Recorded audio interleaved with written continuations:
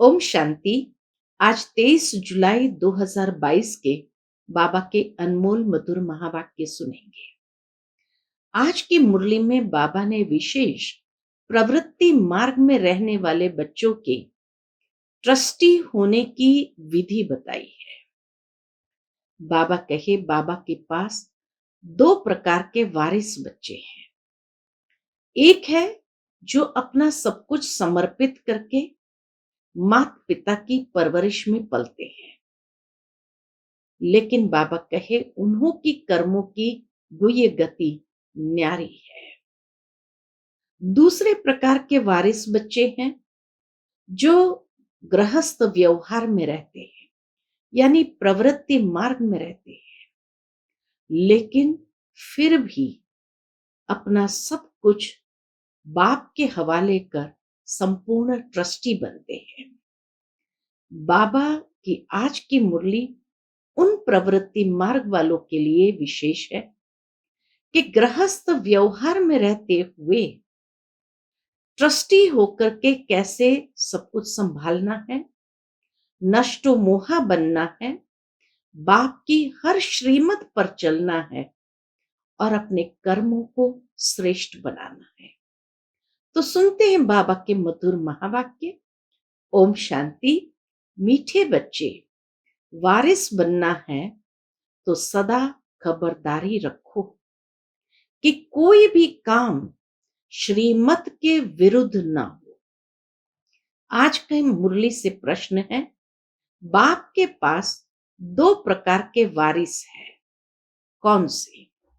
उत्तर, एक तो समर्पित बच्चे हैं जो माँ बाप की डायरेक्ट परवरिश ले रहे हैं, लेकिन उनके कर्मों की गुह्य गति है, उनकी कर्मों की गुह्य गति न्यारी है। दूसरे जो घर गृहस्थ में रहते पवित्र और ट्रस्टी है, उन्हें संपूर्ण ट्रस्टी बनने में मेहनत जरूर लगती है, लेकिन अगर पूरे ट्रस्टी बन जाए, सबसे ममत्व निकल जाए, तो पूरे वर्षे के अधिकारी बन सकते हैं। आज की मुरली से पहले गीत है, हमारे तीर्थ न्यारे हैं। ओम शांति। मीठे मीठे बच्चों ने गीत सुना, जिसका अर्थ भी नंबरवार पुरुषार्थ अनुसार बच्चों ने जाना, समझा। फिर भी बाबा विस्तार से समझाते हैं। हर एक ने गीत के अर्थ को नंबरवार पुरुषार्थ अनुसार जाना भी, समझा भी, फिर भी बाबा विस्तार से समझाते हैं। दुनिया में और कोई नहीं जानते, परम पिता परमात्मा जो पतित पावन है, उनकी महिमा बहुत है, परंतु उनकी महिमा को कोई यथार्थ रीति से जानते नहीं। वह तो और ही सर्वव्यापी कह देते हैं, फिर गायन भी करते हैं, पतित पावन आओ। फिर गायन भी करते हैं, पतित पावन आओ। वह तो जरूर एक होगा ना, जो सबको आकर पावन बनाते हैं, इसलिए उनको सर्वव्यापी कह नहीं सकते, क्योंकि वो आकर के पतितों को पावन बनाते हैं, इसलिए बाबा कहे उन्हें सर्वव्यापी कह नहीं सकते। जबकि उनको कहते हैं पतित पावन आओ, ये किसकी बुद्धि में नहीं आता। भारत पावन था, अभी पतित है। तुम पावन दुनिया के मालिक थे, अभी पतित दुनिया में हो। जानते हो, हमको बाबा फिर से पावन दुनिया का मालिक बनाते हैं। जो मालिक बनाने वाले थे वही आए हुए हैं। यह है तुम्हारी चैतन्य यात्रा, जिसके यादगार फिर भक्ति मार्ग में वह यात्रा चली आती है। तुम बच्चे जानते हो कि अभी वही पूज्य देवी देवता जो पुजारी बने थे, वही ब्राह्मण बने हैं, फिर 100 देवता बनेंगे। वही पूज्य देवी देवता सो पुजारी बने, अभी ब्राह्मण बने और फिर सो देवता बनेंगे। बाप ही बैठ कर्म अकर्म विकर्म की गुह्य गति समझाते हैं। भविष्य नई दुनिया में तुम्हारे कर्म अकर्म होंगे, यथा राजा रानी तथा प्रजा। बाकी सब शांति धाम में थे। यह तो बड़ी सहज बात है कि भारत सुखधाम था, संपूर्ण निर्विकारी था, जिन्हों का देवी देवता नाम मशहूर है, दूसरा कोई नाम नहीं लेते हैं। लक्ष्मी नारायण सूर्यवंशी, फिर राम सीता चंद्रवंशी थे, फिर इन्हों की डिनाइस्टी कहा जाता है।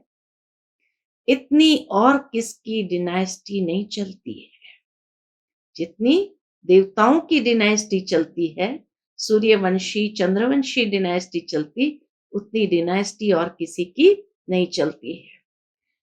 क्रिश्चियन के भी थोड़ा समय चलती है। पहले बादशाही नहीं होती है, आधा समय के बाद जब प्रजा वृद्धि को पाती है तब राजाई चलती है। एडवर्ड जॉर्ज आदि फिरते रहते हैं। Edward the first, George the first, fifth, sixth, ऐसे बाबा कहे फिरते रहते हैं। थोड़े थोड़े टाइम में फिर बदलते जाते हैं। ये एक ही डिनाइस्टी है जो 1250 वर्ष चलती है। इसमें बदली सदली नहीं होती है। सूर्यवंशी चंद्रवंशी डिनाइस्टी वालों का ही नाम चलता है। समझा जाता है कि भिन्न नाम रूप देश काल होंगे। लंबी चौड़ी डिनाइस्टी चलती है, चेंज नहीं होती है। इस समय तुम बच्चों को बाप बैठ अच्छा कर्म करना सिखलाते हैं। तुम बच्चे कभी किसको दुख नहीं दो। इतना अच्छा कर्म करना बाबा सिखाते हैं कि बच्चे कभी किसको दुख नहीं दो। यहां तुम सब पढ़ने के लिए बैठे हो। अपने अपने घर में भी बहुत रहते हैं। घर में रहते हुए भी वारिस बन सकते हैं। यहां जब तक माँ बाप परवरिश करते हैं, उन्हों के कर्मों की गति भी न्यारी है। समर्पित बाबा के बच्चों की कर्म की गति न्यारी है और घर में रहने वालों की कर्मों की गति न्यारी है। तो आज बाबा ने विशेष घर में रहने वालों की कर्म की गुह्य गति बताई है। बाकी जो बाहर रहते हैं, सब कुछ बाबा का समझ, घर गृहस्थ में रहते हैं, सब कुछ बाबा का समझ ट्रस्टी बन करके रहते हैं, वह भी जैसे वारिस हो गए। हाँ, डिफिकल्टी जरूर होती है। जब सबसे ममत्व टूट जाए और पूरा निश्चय हो, हम सब कुछ उनके अर्पण करते हैं। जीते जी हम उनकी मिल्कियत के ट्रस्टी हैं। ऐसे कोई जीते जी बनते नहीं हैं। जब मरने का समय होता है तब ट्रस्टी बनाकर जाते हैं। यहां सरेंडर करते हैं। बाबा कहते बच्चे ट्रस्टी होकर के रहो। दुनिया में लोग ट्रस्ट बना करके जाते हैं, जीते जी समर्पित नहीं कर सकते हैं। बाबा कहे यहां तो बाबा के सामने सरेंडर करते हैं, तो बाबा कहते बच्चे ट्रस्टी होकर रहो। यह तो भक्ति मार्ग में भी कहते आए हो, भगवान ने सब कुछ दिया है। अब बाप कहते हैं बच्चे यहां तुम सन्मुख बैठे हो, अब देह सहित जो भी तुम्हारा है उनसे ममत्व निकालना है। जिसके लिए कहते आए हो सब कुछ ईश्वर का दिया हुआ है। जब वह आएंगे तब उन पर वारी जाएंगे, उनके हवाले सब कुछ कर देंगे। यहां तो इनको जायदाद आदि बनानी नहीं है। बाबा को कोई जायदाद आदि बनानी नहीं है। यह कोई लेने वाला नहीं है, देने वाला है। कहते हैं ट्रस्टी बन पूछते रहना है, श्रीमत पर जरूर चलना है। ट्रस्टी बनने के बाद भी बाबा से राय लेते रहो। कहते हैं ट्रस्टी बन पूछते रहना है, क्योंकि भूल चूक कभी भी हो सकती है। पक्का ट्रस्टी होने में टाइम तो लगता है, बाबा जानते हैं टाइम लगेगा। ट्रस्टी होने से ही वारिस बनते हैं। यहाँ रहने वाले भी ट्रस्टी बनते हैं। समर्पित जो है वो भी ट्रस्टी है, तो यहाँ रहने वाले भी ट्रस्टी बनते हैं। बाबा कहते हैं मैं रिटर्न में वैकुंठ की बादशाही देता हूं, तुम्हें दूसरा जन्म अमर लोक में लेना है। ट्रस्टी होकर फिर खबरदार भी रहना है। अक्सर करके गरीब ही निमित्त बनते हैं ऊंच पद पाने, वारिस बनते हैं। कोई फिर पिछाड़ी में चंद्रवंशी में जाकर मालिक बनेंगे, तब तक बड़ों के आगे सर्विस करते रहेंगे। अब भी कई ऐसे हैं जो कभी उन्नति को नहीं पाते हैं। फिर समझा जाता है उनकी तकदीर में शायद कुछ नहीं है। सर्विस करते करते पिछाड़ी में कुछ पद पा लेंगे, सो भी रहेंगे तो निकल गए तो प्रजा में भी कम से कम पद पाएंगे। बहुत है जो जांबड़े हैं, यानी बौने हैं, बहुत छोटा दिमाग है, तो बहुत है जो जांबड़े हैं, छोटा दिमाग, छोटे हैं, वृद्धि को पाते ही नहीं है, यानी आगे बढ़ते ही नहीं है, कुछ समझते ही नहीं है।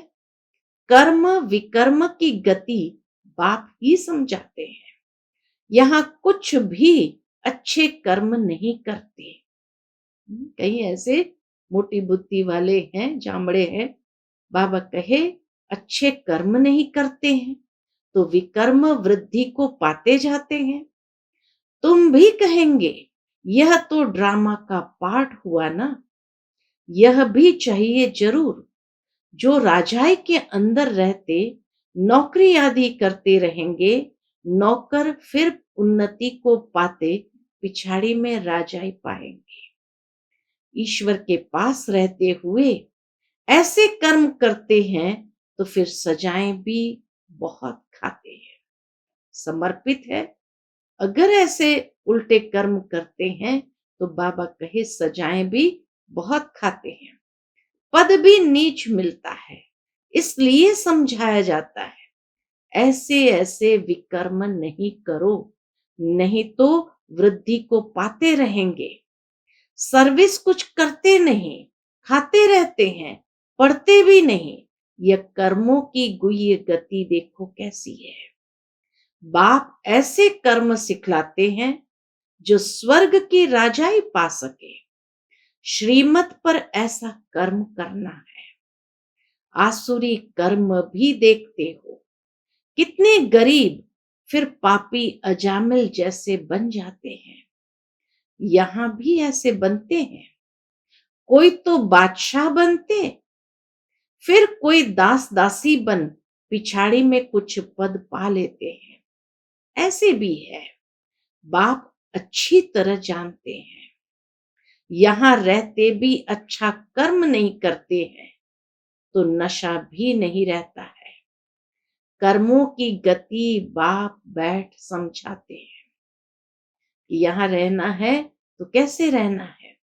बाप कहते हैं मैं हूं ही गरीब निवास, मुझे गरीबों के पाई पाई से स्थापना करनी है। मैं शाहूकार निवास तो नहीं हूं।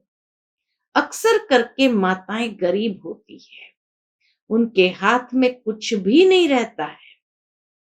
वह कोई हाफ पार्टनर नहीं है, नहीं तो विल करते तो आधा हिस्सा उन्हों का निकालते। घर के तो बच्चे ही वारिस होते हैं, बल गवर्नमेंट ने आजकल कायदे निकाले हैं। अभी तुम जानते हो भारत बिल्कुल ही गरीब है। कुमारियां अक्सर करके गरीब होती है। जब तक ससुर घर जाए, विकार का सौदा हो तब मिले, यह है ही विशस वर्ल्ड। निर्विकारी कभी किसी के आगे हाथ नहीं जोड़ेंगे। यह किसको पता नहीं है, जो निर्विकारी है वही फिर विकारों में गिरते हैं। जो निर्विकारी देवताएं हैं वही फिर विकारों में गिरते हैं। भगत लोग तो समझते कि कृष्ण हाजिरा हजूर है।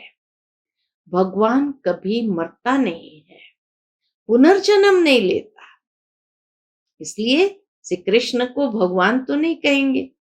तुमको तो अभी ज्ञान है, जानते हो लक्ष्मी नारायण सबसे उच्च स्वर्ग के मालिक थे। सीता राम को स्वर्ग का मालिक नहीं कहेंगे। यह भी अभी रोशनी मिली है। तो बाप समझाते हैं, जबकि अब सदगति होती है तो दुर्गति का कोई भी कर्तव्य नहीं करना है। सबसे पहले तो देह अभिमान छोड़ना है। सबसे अच्छा कर्म है एक बाप को याद करना, देही अभिमानी हो रहना, अपनी जांच करते रहना है।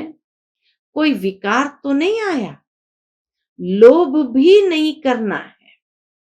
जबकि सब कुछ ईश्वर का है तो हम लोभ क्यों रखे? हमको जो बाप कहते हैं वह करते हैं। बाप तो हर एक बच्चे की रग अच्छी तरह देखते हैं ना, वो तामिल भी देखते हैं। कोई बहुत गरीब होते हैं तो कुछ न कुछ 15-20 रुपया बचा कर भी देते हैं, अपना भविष्य बनाते हैं। बाप राय भी देते हैं, थोड़ा बहुत फिर अपने बैंक में रखो, 5 दो 10 बैंक में रखो। तो श्रीमत मिली ना। कैसे बाबा प्रवृत्ति मार्ग वालों को भी श्रीमत देते हैं कि दान करो तो भी कुछ हिस्सा दान करो, बाकी डबल हिस्सा अपने पास रखो। तो श्रीमत मिली ना। पेट को पट्टी बांध कर भी शिव बाबा को देते हैं। बाबा जानते हैं ऐसे बच्चे भी बाबा के हैं। शिव बाबा इन द्वारा ही तुम्हारे रहने करने के प्रबंध में लगाते हैं। ये ब्रह्मा बाबा भी शिव बाबा का अकेला बच्चा है। ये इकट्ठा क्यों करेगा, जबकि इसने ही अपना सब कुछ माताओं की सेवा में लगाया है, सब कुछ दे दिया। ये बच्चियां फिर 21 जन्म के लिए वर्षा पाती है।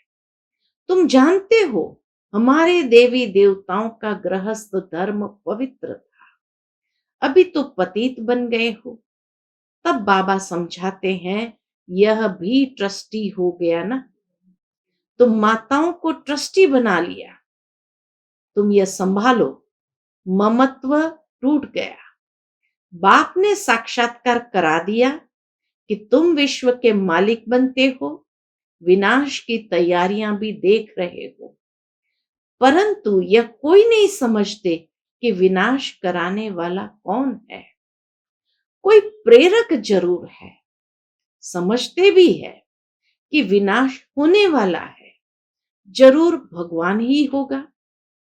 जरूर भगवान भी होगा, परंतु किस रूप में होगा? कृष्ण कैसे आए? बल कृष्ण का रूप बहुतों का बना देते हैं, परंतु वह तो आर्टिफिशियल हो जाता है। कोई ड्रेस पहन लेने से कृष्ण थोड़ी बन जाता है। तो बाबा कहे वह तो आर्टिफिशियल हो जाता है। बहुत है जो कृष्ण का रूप बनाकर ठगते हैं।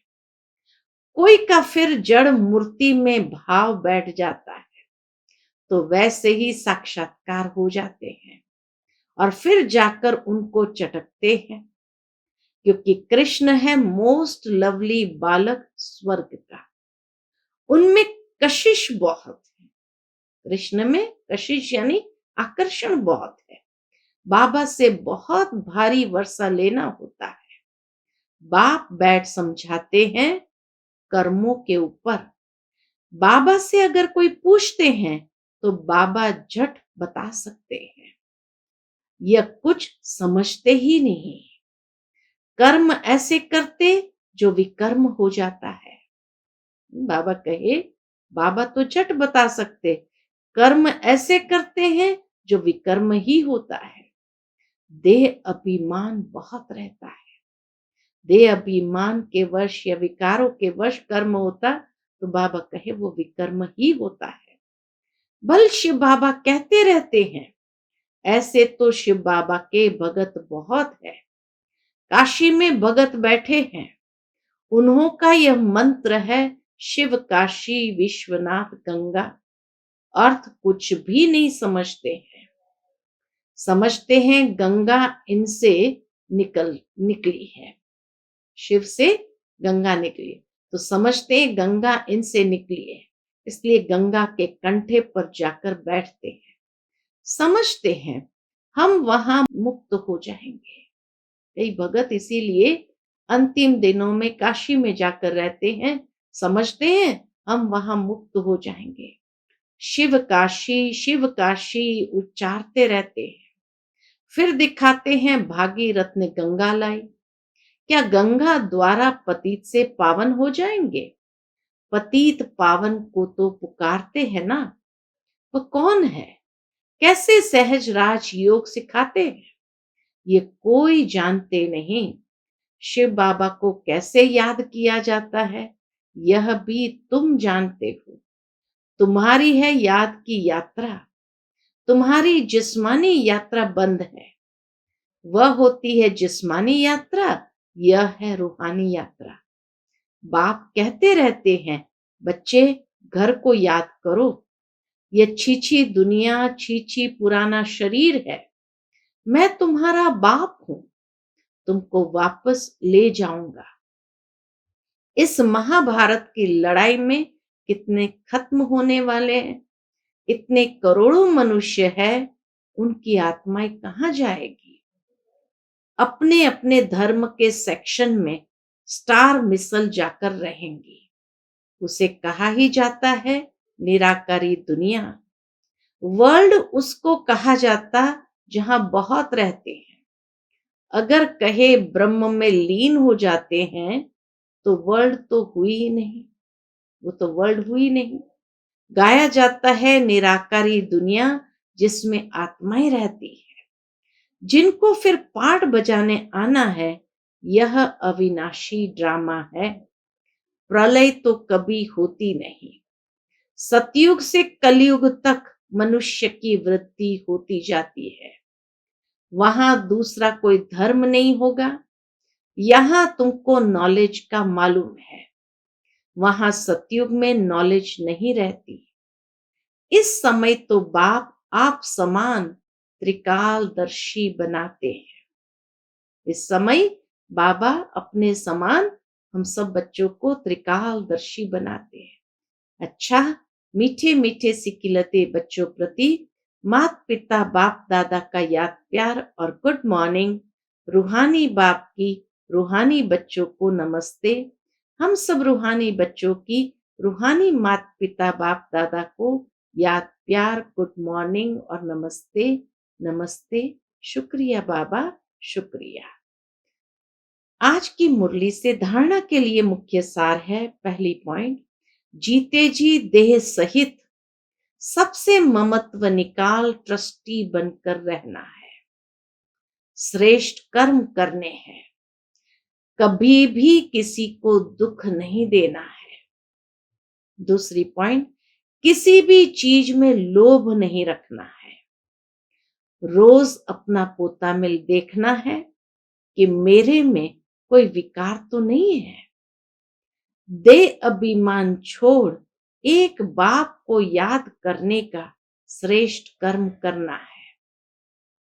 दे अभिमान छोड़ एक बाप को याद करने का श्रेष्ठ कर्म करना है। आज का बाप दादा का मधुर वरदान हम बच्चों के प्रति है, अपने क्षमा स्वरूप द्वारा शिक्षा देने वाले मास्टर क्षमा के सागर भव। अपने क्षमा स्वरूप द्वारा शिक्षा देने वाले मास्टर क्षमा के सागर भव। यदि कोई आत्मा आपकी स्थिति को हिलाने की कोशिश करे, अकल्याण की वृत्ति रखे, उसे भी आप अपने कल्याण की वृत्ति से परिवर्तन करो या क्षमा करो। परिवर्तन नहीं कर सकते हो तो मास्टर क्षमा के सागर बन क्षमा करो। आपकी क्षमा उस आत्मा के लिए शिक्षा हो जाएगी। आजकल शिक्षा देने से कोई समझता, कोई नहीं समझता। शिक्षा देने से कोई समझता, कोई नहीं। लेकिन क्षमा करना अर्थात शुभ भावना की दुआएं देना, सहयोग देना। आज का स्लोगन है, स्वयं को और सर्व को प्रिय वही लगते हैं जो सदा खुशहाल रहते हैं। स्वयं को और सर्व को प्रिय वही लगते हैं जो सदा खुशहाल रहते हैं। अच्छा, ओम शांति।